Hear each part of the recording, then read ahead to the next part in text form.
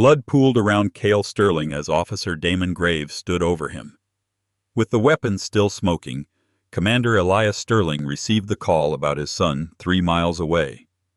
The decorated Navy SEAL commander closed his eyes, took out his phone, and activated the contingency plan he had prepared for years. Before we dive into this shocking story of injustice and accountability, tell me in the comments where you are watching from. Hit that subscribe button and join our community, fighting for justice and truth. This story will show you how a grieving father used his specialized training to dismantle a corrupt system from within. Cale Sterling had always been careful. Growing up as the only son of Commander Elias Sterling, a decorated Navy SEAL with decades of service, Cale had received countless lessons on how to conduct himself as a young black man in America. On that particular afternoon, the 19-year-old pre-med student at Howard University was driving through the affluent neighborhood of Oak Ridge Heights to pick up his girlfriend for a study date. His car, a graduation gift from his father, immediately drew the attention of Officer Damon Graves, a 42-year-old police officer patrolling the area. Graves, known among his colleagues for his aggressive tactics in what he called high-risk neighborhoods, profiled Cale as suspicious at once. The truth was that Graves carried a history of racial complaints throughout his career, but all of them had been buried in personnel files and dismissed thanks to the culture of protection inside the department. Graves followed Cale's car for several blocks, searching for any excuse to initiate a stop. When Cale activated his right turn signal a few seconds later than Graves considered appropriate, the officer flipped on his lights and siren. Cale pulled over immediately, positioning his car correctly against the curb on Maple Avenue, a tree-lined street surrounded by million-dollar homes. He remembered everything his father had taught him. Hands visible on the steering wheel. Move slowly. Announce your actions before you make them. Be respectful, but know your rights. Officer Graves approached with his hand already resting on the holstered weapon, a posture he did not adopt with the white drivers he stopped. When Graves reached the driver's side window, his face showed clear surprise at seeing a well-dressed young black man in such an expensive car. Cale maintained perfect composure, addressing the officer with respect. Graves demanded license and registration without bothering to tell Cale the reason for the stop. "Do you know why I pulled you over today?" Graves asked in a tone that suggested he expected to catch him in a lie. "No, I don't believe I was speeding or violating any traffic laws," Cale answered calmly. This seemed to irritate Graves, who interpreted the respectful response as a challenge to his authority. The simple fact that this kid, as Graves thought of him, even though Cale was legally an adult, questioned his judgment made his blood boil. "You were driving suspiciously," Graves said, a vague accusation that could mean anything or nothing. "You don't belong in this neighborhood." Cale had heard this before. The implication was clear. Black people do not belong in wealthy white areas unless they are there to serve. From a nearby porch, Mrs. Callahan, a 68-year-old retired teacher, noticed the interaction and felt uneasy about the officer's aggressive posture. She took out her phone and began recording discreetly. "Step out of the vehicle," Graves ordered, raising his voice. Still following his father's instructions for these situations, Cale asked calmly, "May I ask why I need to get out of the vehicle, officer?" For Graves, that simple question was the ultimate disrespect. He immediately reached for his weapon, drew it from the holster, and pointed it at Cale through the car window. "I said get out of the car now!" Graves shouted, his face contorted with rage. Cale slowly raised his hands to show he posed no threat. When he reached for the door handle with his right hand, his wallet slipped from his lap. Without thinking, Cale leaned down to catch it. "I need to get my identification," he said clearly. But Graves had already made his decision. 3 shots rang out in rapid succession. Mrs. Callahan screamed from her porch, her phone still recording as Cale's body slumped forward against the steering wheel. Blood began spreading across his light blue button-down shirt, a gift from his mother on his last birthday. Graves stood there with the weapon still raised, as if surprised by his own actions.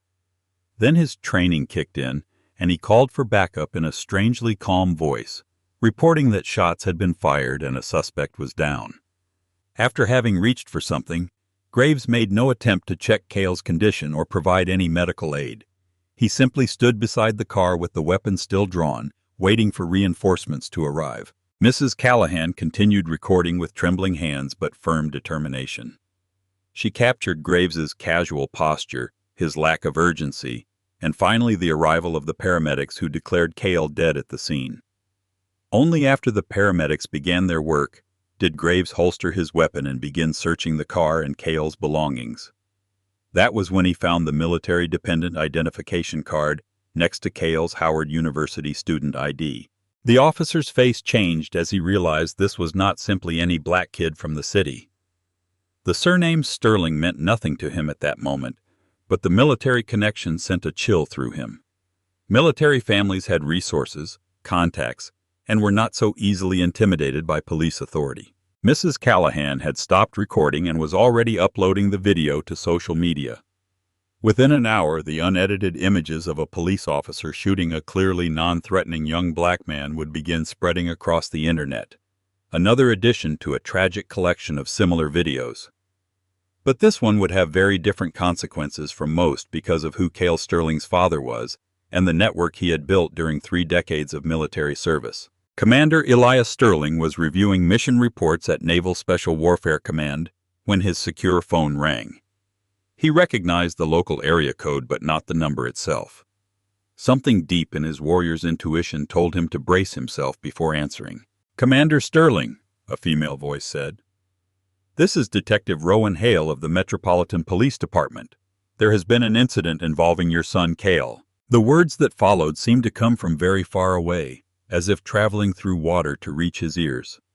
Officer involved shooting, declared dead at the scene, apparent misunderstanding, investigation ongoing, internal affairs, standard procedure. The detective's rehearsed phrases wrapped around him while 30 years of military discipline kept him from collapsing. "Thank you for the information, Detective," he said, his voice revealing none of the volcanic grief and rage building inside him. "I will make arrangements immediately. Is there anything else for now?" The detective, clearly surprised by his composure, stammered that someone would contact him to inform him when they could release his son's body once the medical examiner finished his work. When the call ended, Elias closed his eyes and allowed himself exactly 60 seconds of pure emotion. In that minute, the memories flooded him. Teaching 4-year-old Cale to swim, 8-year-old Cale proudly wearing his father's oversized Navy cap, 12-year-old Cale asking thoughtful questions about why the police seemed to treat them differently, 16-year-old Cale behind the wheel for his first driving lesson, and only 2 months earlier Cale in his graduation cap and gown, full of promise and plans for medical school. The timer on Elias's watch beeped, signaling the end of his allotted time for grief. Now it was time to act. Elias had survived and thrived for decades in an institution that had not always welcomed black men into leadership positions with open arms. He had navigated racism, both subtle and overt, throughout his career, rising to command through excellence that could not be denied. And through it all he had built a network, a brotherhood that transcended race, branch of service, and political affiliation. Brothers and sisters who had bled together, who had saved one another's lives, and who had sworn loyalties that went beyond their military service. Elias had always known this day might come, not necessarily for his son, but for someone he loved. He had seen too many videos, read too many reports, attended too many funerals. So he had prepared, creating Protocol Phoenix years earlier, an organized response to the specific threat of police violence against his family. Elias's first call was to Lieutenant Commander Silas Kane, his second-in-command and closest friend. "Silas," he said when Kane answered, "Phoenix is active. Cale." Those 3 words were all Kane needed. The lieutenant commander's voice shifted immediately from casual to mission-focused. "I'm on my way. Initial contacts are going out now. Estimated time, 40 minutes for the first wave." "Set up at my house," Elias replied. "Full kit." Kane wasted no time with condolences or questions. Those would come later in private once the mission was complete. "We're with you, Commander." Elias's next call was to Vivian Lang, a prominent civil rights attorney he had kept on retainer for years specifically for this scenario. "Ms. Lang," he said when she answered, "this is Commander Sterling. We discussed a possible situation some time ago. I regret to inform you the situation is now active." Long, who had been skeptical when the commander first approached her about remaining on standby for such a specific scenario, now understood his foresight. "I've already seen the video, Commander," she said in a soft but determined voice. "It's spreading widely. I'm so sorry about your son. I'm assembling my team now." Elias thanked her and outlined his expectations. Full legal pressure on every front. No publicity stunts or grandstanding. Only a methodical, relentless pursuit of justice through every available channel. Long agreed completely. "I'll need access to the intelligence from your network as it comes in. We'll establish secure communications within the hour." While making these calls, Elias was already driving home, where the first phase of Protocol Phoenix would establish his command center. His mind worked with mechanical precision, compartmentalizing his grief and channeling it into tactical planning. When Elias arrived at his house in a quiet suburban neighborhood, Lieutenant Commander Kane was already there with 3 men and 2 women, all with military bearing despite their civilian clothes. Elias recognized Captain Rowan Hale of the Army Rangers, Chief Petty Officer Gabriel Martinez, Major Elise Chun of Air Force Intelligence, and Michael Doc Peterson, a former SEAL medic who had served with Elias on multiple deployments.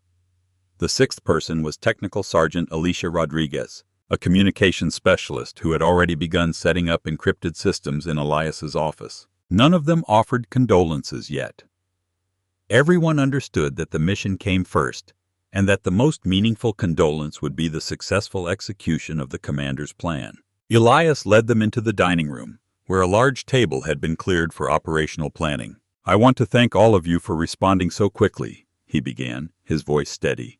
"As you know, my son KL was shot and killed today by a police officer during a routine traffic stop. There is video evidence that the shooting was not justified. The officer has been identified as Damon Graves, 39 years old, of the Metropolitan Police Department." Elias pressed a remote and a projector displayed Graves's department photo and personnel information on the wall. "Our objective is comprehensive justice pursued through legal, media, and intelligence channels. This is not about revenge. This is not about violence. This is about holding both an individual and a system accountable through perfectly legal means." "Understood," the team answered in unison. Elias continued detailing the operation, assigning specific roles to each team member. Kane would coordinate incoming operators and establish surveillance. Major Chun would lead intelligence collection, focusing on Graves's history and departmental patterns of behavior. Captain Hale would handle contacting allies within law enforcement who could provide internal information. Doc Peterson would analyze the medical aspects of the shooting and the autopsy reports when available. Technical Sergeant Rodriguez would maintain communications and monitor social media reaction. Elias's phone vibrated with messages from more members of his network offering condolences and assistance. Within 2 hours of receiving the news of his son's death, Commander Sterling had mobilized more than 20 highly trained active duty and retired military personnel, all converging on his location or establishing positions near Officer Damon Graves's house and the police department. They were not vigilantes seeking violence. They were professionals trained in intelligence, surveillance, psychological operations, and strategic planning. Their weapons were information, evidence, and the law. By nightfall, Protocol Phoenix was fully operational. The neighborhood around Officer Damon Graves's house had several new visitors in recently rented properties, parked vehicles with clear lines of sight to his front door, and surveillance teams monitoring every one of his movements. Graves had no idea that he was now the target of the most sophisticated operation ever deployed against a single police officer. Soon he would discover that killing the wrong young black man would have consequences no police union could protect him from. Have you ever wondered what goes through the mind of a police officer who has just shot someone? What systems activate immediately to protect him from the consequences? Officer Damon Graves returned to the precinct with his hands still slightly trembling, adrenaline coursing through his system. The station buzzed with activity as news of the shooting spread. But Graves noticed something strange. None of his colleagues would look him directly in the eyes. Captain Quinn Brooks, Graves's supervisor and longtime drinking buddy, immediately took him into a private room. "Damon, we have to get ahead of this," Brooks said, his thick face serious. "Tell me exactly what happened and don't hold anything back." "This isn't my first rodeo, Captain," Graves answered defensively. "The kid was acting suspicious, driving a car that didn't fit the neighborhood. When I approached, he got combative and then reached for something. I followed protocol. Brooks nodded, but his expression remained concerned. There's video, Damon. An elderly woman was recording from her porch. It's already online. Graves felt a cold knot form in his stomach. What does it show? Brooks shrugged. I haven't seen it yet, but they say it doesn't look good. Doesn't matter. We'll handle it the way we always do. I called Simmons from the union. Graves relaxed slightly at the name Gregory Hale, the department attorney who had successfully defended officers in similar situations for years. Brooks continued. Standard procedure. Administrative leave with pay while internal affairs goes through the motions. You know how it works. Just stick to your statement about feeling threatened and fearing for your life. Within 30 minutes, Hale arrived, a shrewd man in an expensive suit with a permanent smile. He reviewed Graves's initial statement, making several suggestions to change the language. You didn't shoot a suspect, he explained pedantically. You discharged your weapon in response to a perceived lethal threat. You weren't angry or frustrated. You were concerned for public safety. Graves nodded as Hale made the suggested changes to the document. He had been through this process twice before with less serious incidents, both involving black suspects who had filed excessive force complaints. Those cases had disappeared into the bureaucratic void, buried under paperwork and closed-door meetings. After completing the official documentation, they sent Graves home with instructions to avoid making public statements and to ignore the media. As he drove toward his house in the comfortable middle-class neighborhood of Richwood Estates, Graves felt the tension begin to leave his shoulders. The system was working as it always had, protecting its own. His confidence was only slightly shaken by the existence of the video, but he reassured himself that the union lawyers would find ways to discredit it or reinterpret what it showed.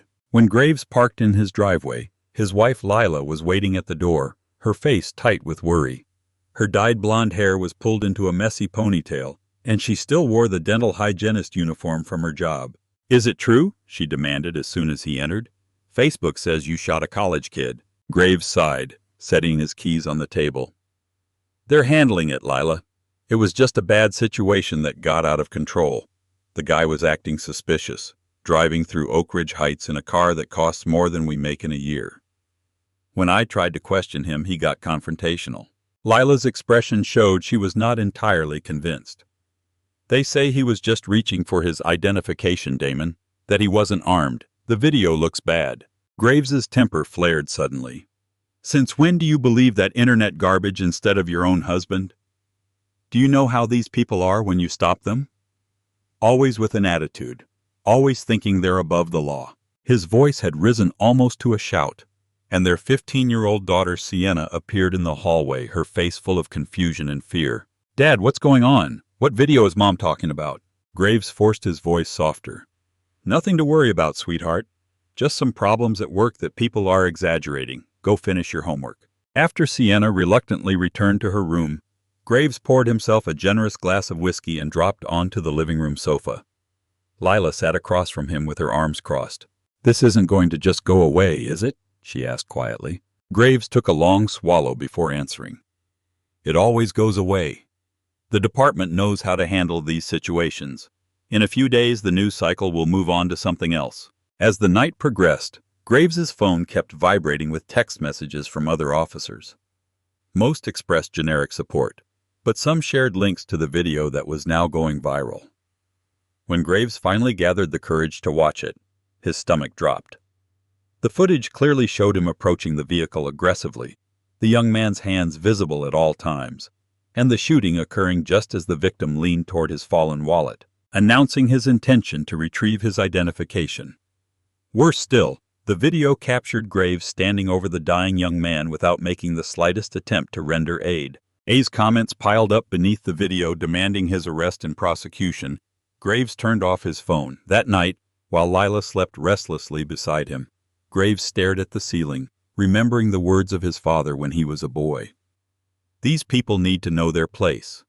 His father, a factory foreman who had lost his job to automation and blamed affirmative action, had instilled in Graves a deep resentment toward black success and progress. Those beliefs had accompanied Graves into adulthood and then into his police career, manifesting as heightened suspicion and aggression toward black civilians. His previous incidents, carefully buried in his file, included breaking a black teenager's arm during an arrest for a minor offense and planting evidence on a black business owner who had filed a complaint against the department. Both cases had been quietly settled with department funds, the records sealed by compliant judges. Around midnight, Graves started when car headlights swept across his bedroom ceiling as a vehicle passed slowly in front of his house. Then another, and another. Looking out the window, he noticed unfamiliar cars parked on his street and a man walking a dog who seemed to be studying his house with unusual interest. Graves's police instincts flared like an alarm. Something was not right. Do you support officers like Graves who abuse their power? Or do you believe in accountability for those who swore to protect and serve? Comment 1. If you believe police officers should face the same justice system as civilians when they commit crimes. Give this video a like if you believe proper training and accountability can transform policing in the United States. Subscribe to follow this story of justice and see how one father's strategic response changes everything. Can a decorated military commander use his skills and network of contacts to overcome a system designed to protect itself? Let us continue with this incredible true story and discover what happens when Officer Graves realizes he is not as protected as he believed. While Officer Graves tossed restlessly in his bed, Commander Elias Sterling's network executed Protocol Phoenix with military precision. The commander's dining room had been transformed into a tactical operations center with computers, communication equipment, and maps covering every surface. 27 operators had already arrived with more on the way, each bringing specialized skills and resources to the mission. Chief Petty Officer Gabriel "Gabe" Martinez, a solidly built man with 25 years of special operations experience, led the surveillance team. They had already established positions around Graves's neighborhood, renting 3 houses on his street through shell companies and corporate housing services. I have visual on all approaches to the target residence, Commander, Martinez reported. Team 2 is installing the technical surveillance package now. No direct contact with the subject. Captain Rowan Hale, an imposing former Army Ranger standing 6'3" with extensive experience in urban operations, coordinated with sympathetic contacts inside law enforcement. The department is circling the wagons around him officially, he explained while looking at his secure tablet. But I have 3 officers who have had problems with Graves before.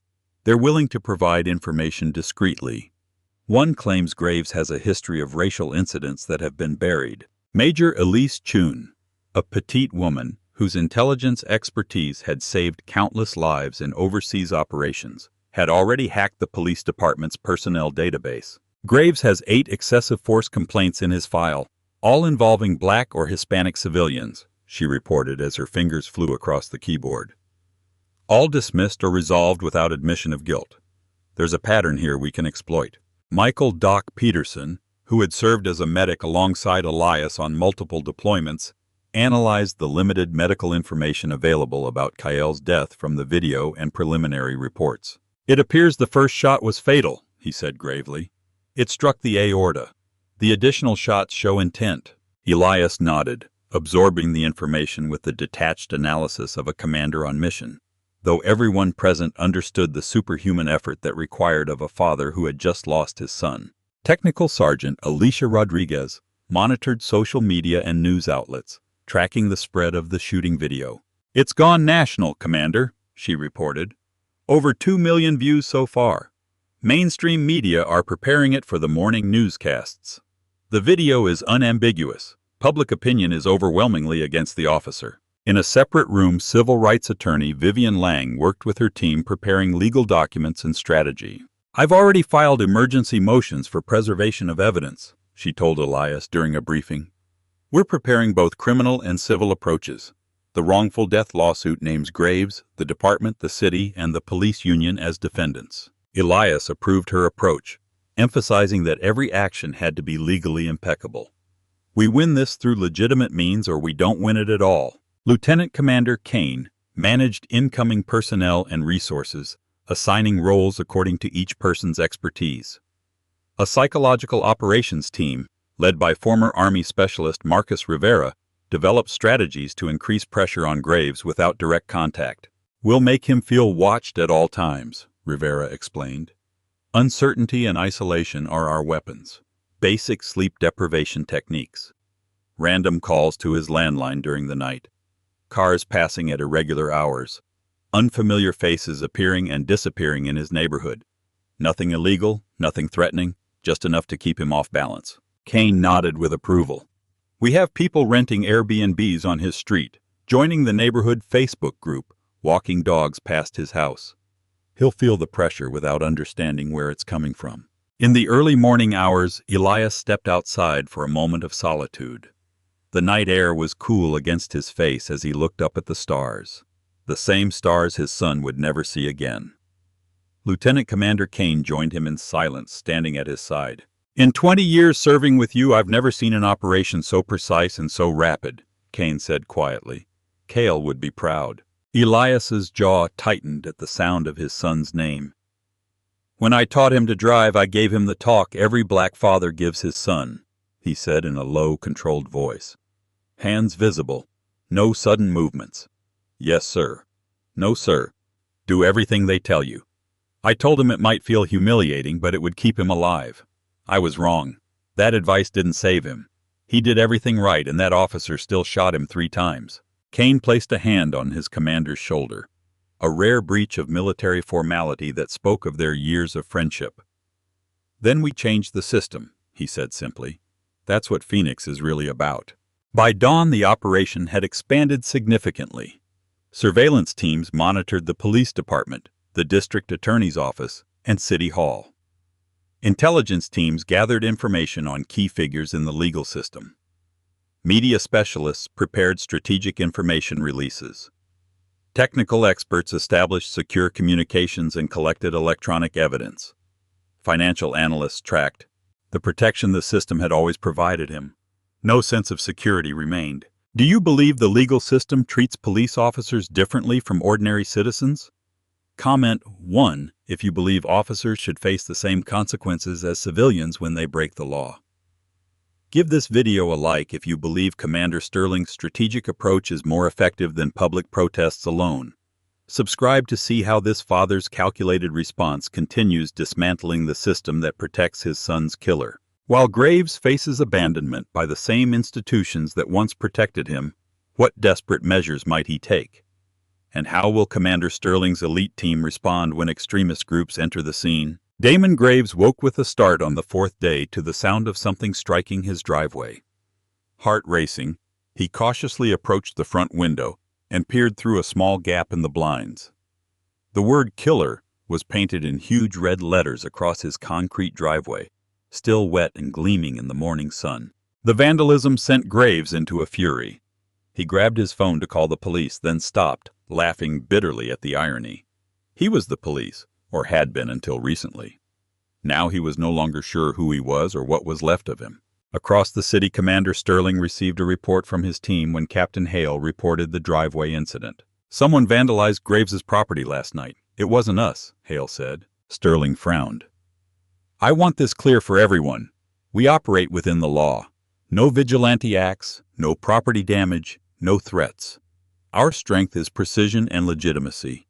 Find out who did it and make sure it has no connection to us.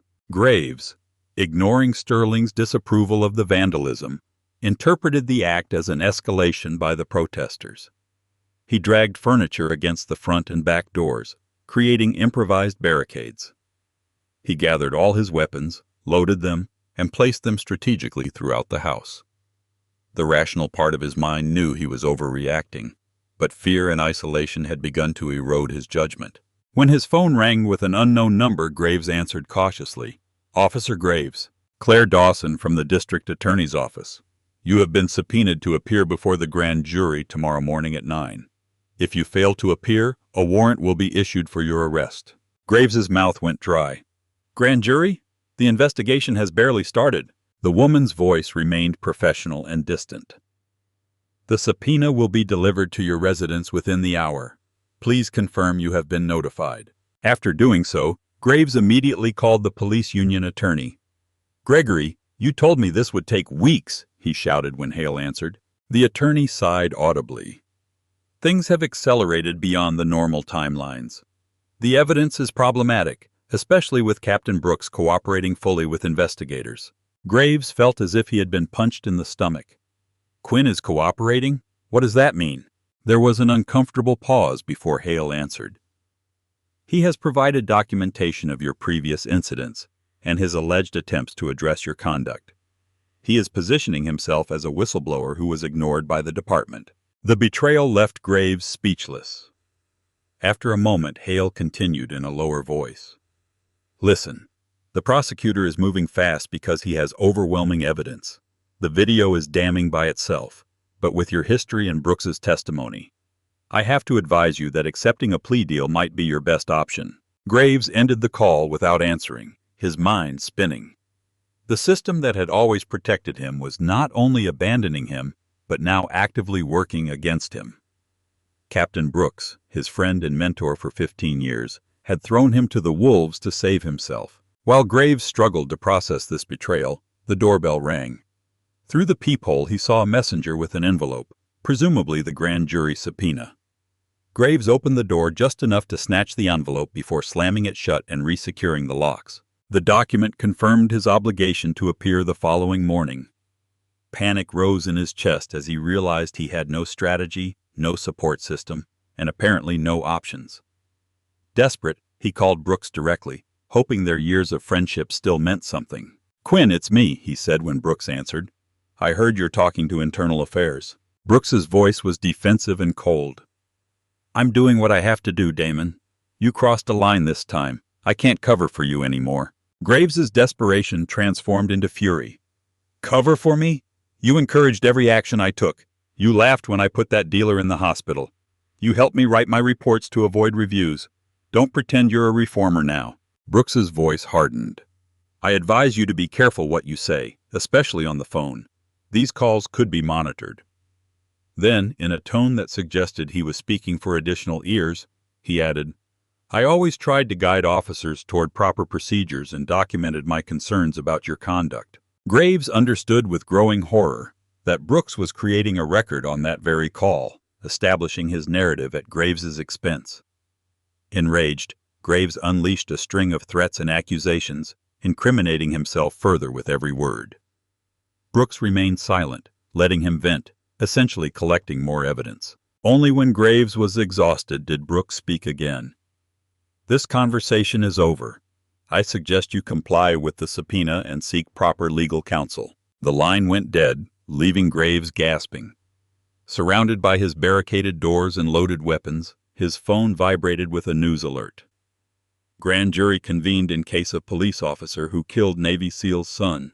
The article showed two photos side by side, Cale in his graduation cap and gown, smiling broadly, and Graves's official portrait. The contrast could not have been more damaging. As afternoon turned to evening, Graves began drinking heavily, starting with beer and moving on to straight whiskey. He entered extremist forums, finding validation for his persecution complex and messages of support. Several users promised to mobilize to protect him from deep state agents seeking to make him a scapegoat. In his increasingly intoxicated state, Graves began posting messages revealing his address and encouraging armed sympathizers to show up and stand guard. "The whole system is against me," he wrote.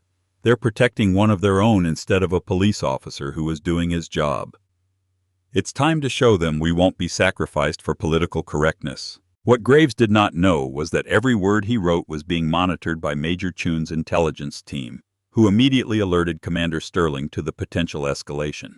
Graves is organizing armed civilians to come to his location. He's heavily intoxicated and making online threats. Sterling's response was immediate. "Notify local authorities about the possible armed confrontation. We will not intervene directly, but we must contain the situation before anyone gets hurt." Within an hour, police had established a perimeter around Graves's neighborhood, stopping vehicles and questioning drivers. Most of the supposed sympathizers were turned away, but a few had already arrived and taken positions near Graves's house, carrying visible weapons and communicating by radio. Graves, now dangerously drunk, began posting increasingly threatening messages online. "You want to take me down? I'll take some of you with me," he wrote, along with references to his military-grade weapons and tactical training. The posts were immediately flagged by monitoring systems, intensifying the police response. By midnight, what had begun as a legal operation by Commander Sterling's network had transformed into a volatile standoff. SWAT teams positioned themselves around the perimeter. Crisis negotiators were called in, and evacuation orders were issued for nearby houses. Graves, barricaded in his home with his weapons, surrounded by a few armed sympathizers outside and tactical police teams beyond them, had reached his breaking point. The man who had always been protected by the system was now its target, and his fragile sense of identity could not withstand that reversal. As searchlights illuminated his house and helicopter rotors thundered overhead, Graves clutched his service weapon and waited for whatever was coming, too consumed by fear, rage, and alcohol to see any path forward. Dawn of the fifth day revealed a neighborhood that looked like a war zone. Police barriers blocked every entrance. SWAT teams crouched behind armored vehicles, and crisis negotiators had established a command post 2 blocks away.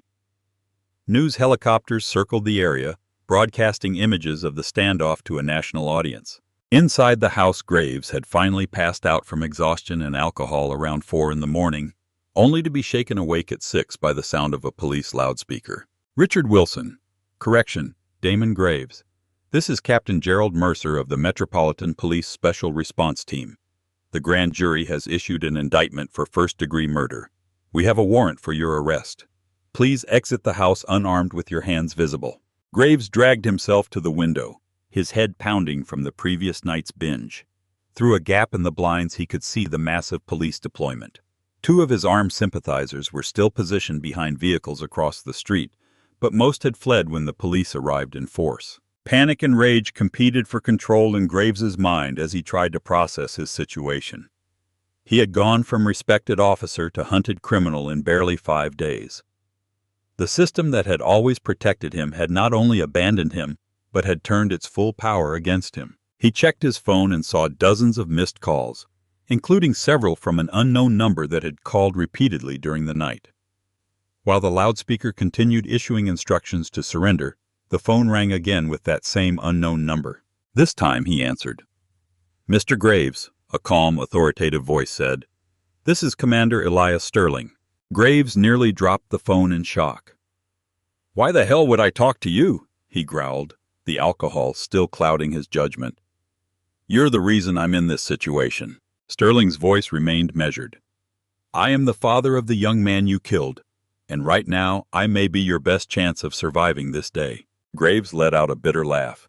"For what? So you can kill me? So you can get your revenge?" Sterling sighed with clarity. "If I wanted to see you dead, Mr. Graves, we would not be having this conversation. I want justice, not revenge. The police have authorized me to speak with you as an intermediary. I have experience in hostage situations and standoffs from my military career. My objective is to get you out alive and into custody without anyone else getting hurt." Something in Sterling's tone, the combination of professional detachment and underlying authority, cut through Graves's anger. "Why would you help me? I know you hate me." Sterling paused before answering. "I do not hate you, Mr. Graves. I hate what you did. I hate the system that made you believe you could act with impunity. I hate that my son is dead while you still breathe.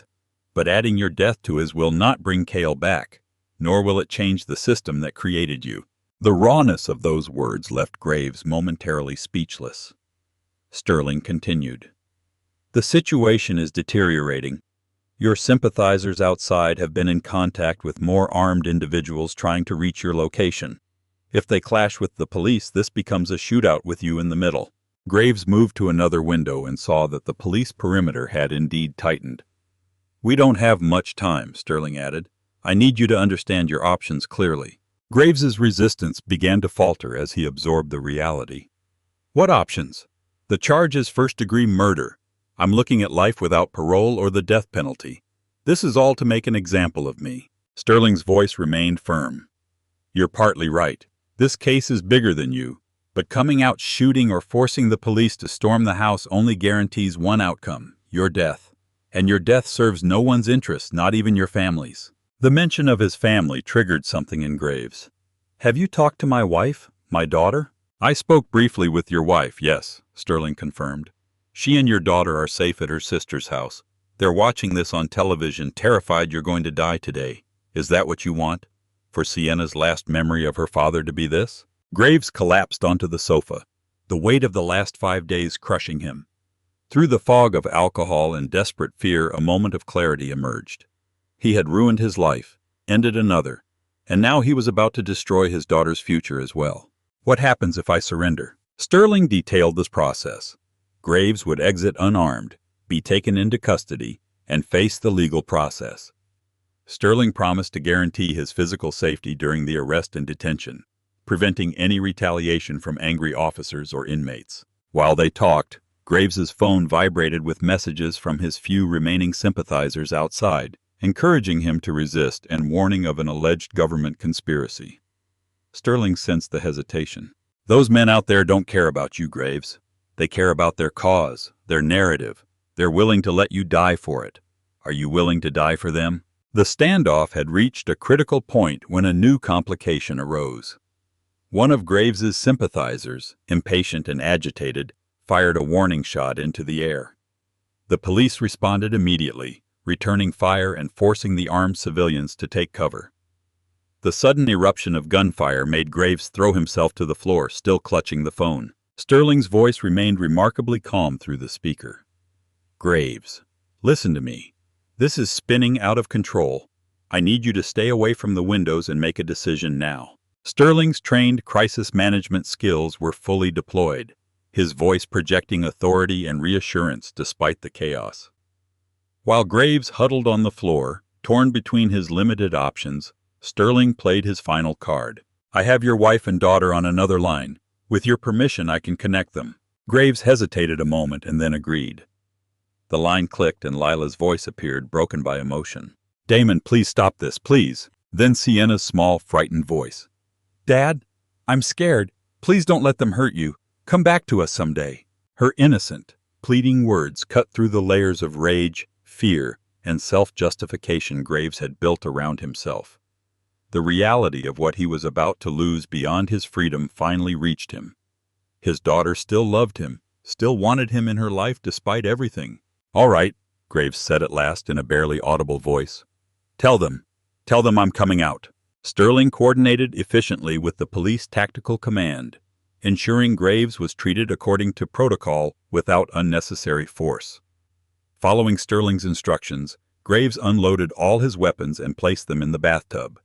He called the remaining sympathizers outside, ordering them to withdraw, though only one obeyed. Finally, dressed only in a t-shirt and jeans to show he carried no concealed weapons, Graves opened the front door and stepped onto the porch with his hands raised high above his head.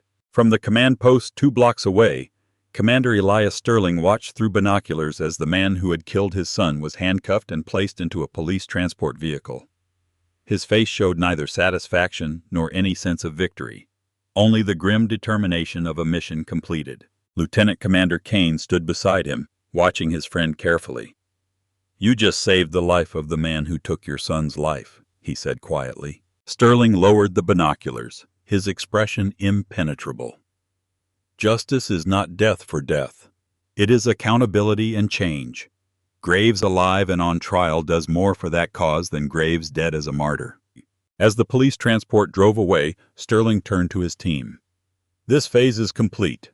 Now we make sure the legal process works the way it is supposed to. The battle for true justice was far from over, but the most volatile confrontation had concluded without further bloodshed, a testament to the commander's commitment to systemic change over personal vengeance. Months after Cale Sterling's death, the courtroom fell silent as the jury foreman rose to announce the verdict. Damon Graves, now thinner and with temples gone gray from his time in custody, stood beside his court-appointed attorney with his gaze fixed on the floor. The trial had lasted 3 weeks with damning testimony from former colleagues, extensive video evidence, and expert witnesses who systematically dismantled every aspect of Graves's defense. We the jury find the defendant Damon Allen Graves guilty of first-degree murder. The words resonated through the packed courtroom.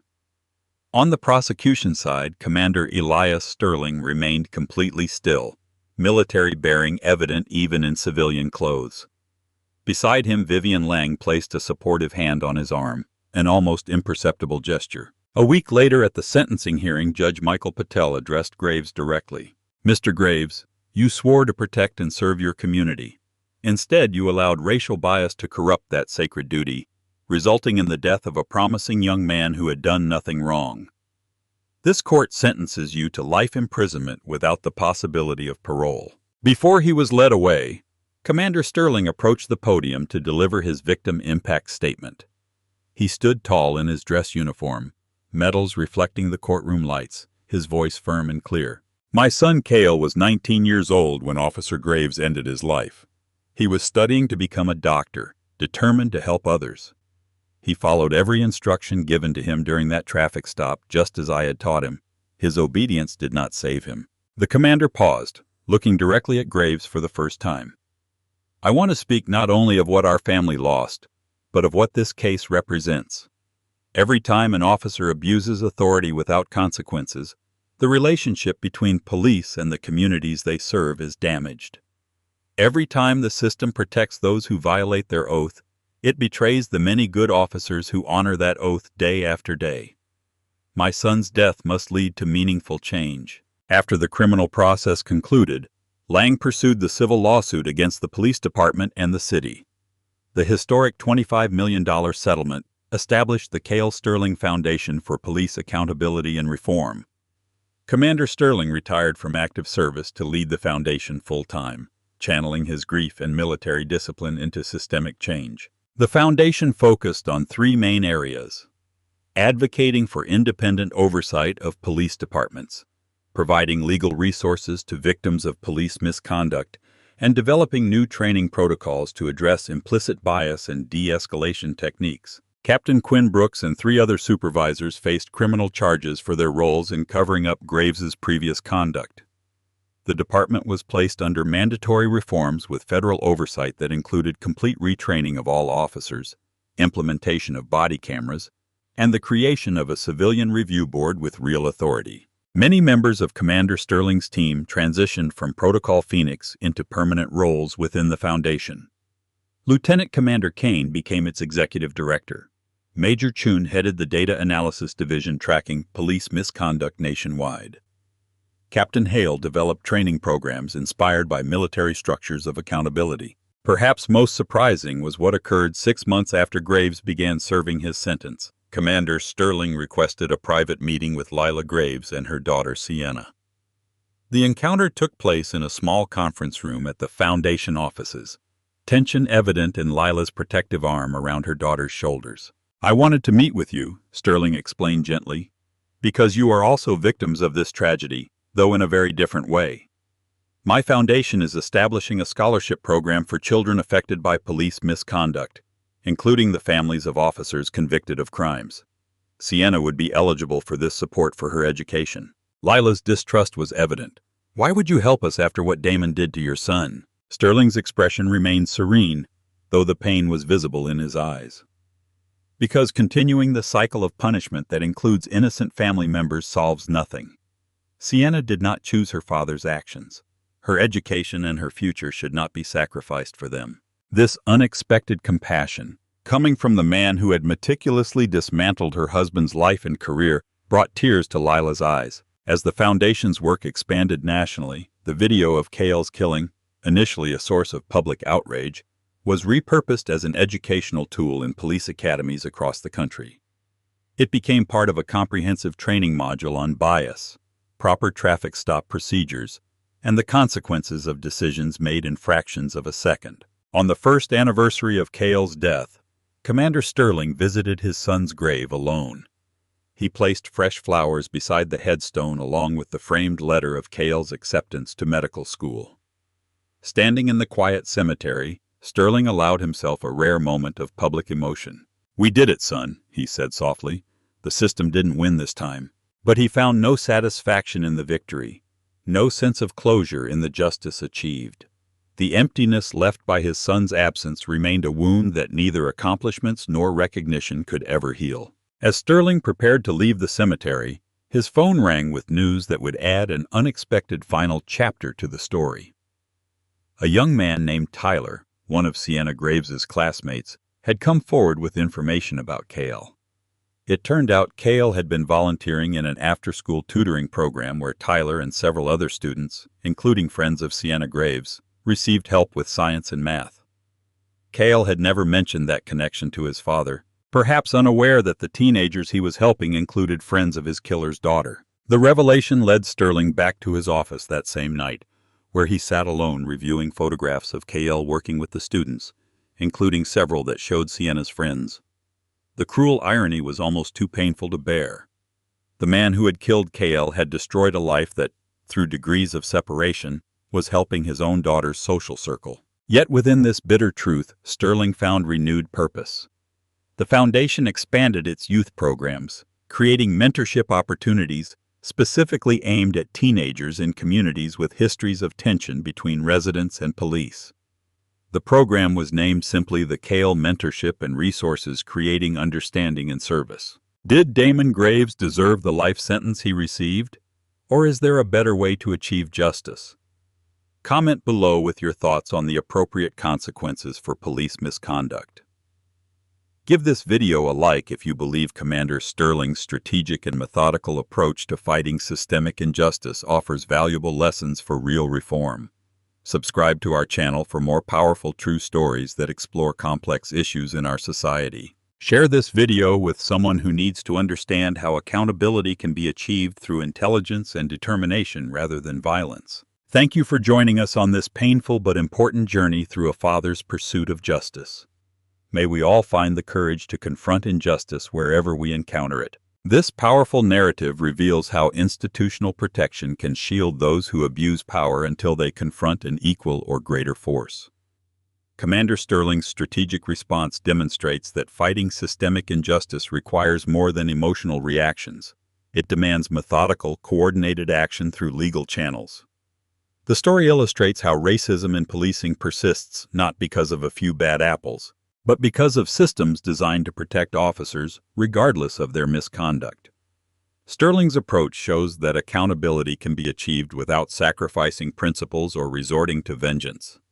His decision to save Graves's life despite his understandable grief highlights that true justice focuses on systemic change rather than personal retribution. The stark contrast between the treatment Cale received and the protection Graves initially enjoyed exposes the racial disparities in our justice system. Most importantly, this story teaches us that preparation, resources, and strategy are fundamental to confronting deeply entrenched power structures. The commander's contingency plan succeeded because he anticipated the threat and built a network ready to respond. For marginalized communities, this suggests that collective organization, strategic thinking, and leveraging institutional knowledge are essential tools in the fight for justice and accountability. What would you do if you faced injustice against someone you love? Would you have the strength to seek accountability through proper channels the way Commander Sterling did? Or would anger consume you? Share your thoughts in the comments. If this story made you reflect on justice and accountability, give it a like so others can find this important narrative. Subscribe to our channel for more powerful stories that challenge the way we think about race, justice, and the systems that shape our society. Share this video with someone struggling to understand why police accountability matters. Sometimes the most powerful way to change hearts is through stories, not statistics. Thank you for joining us on this journey through one father's fight against a system designed to protect those who abuse their power. May we all find the courage to stand up for justice, even when the path is difficult.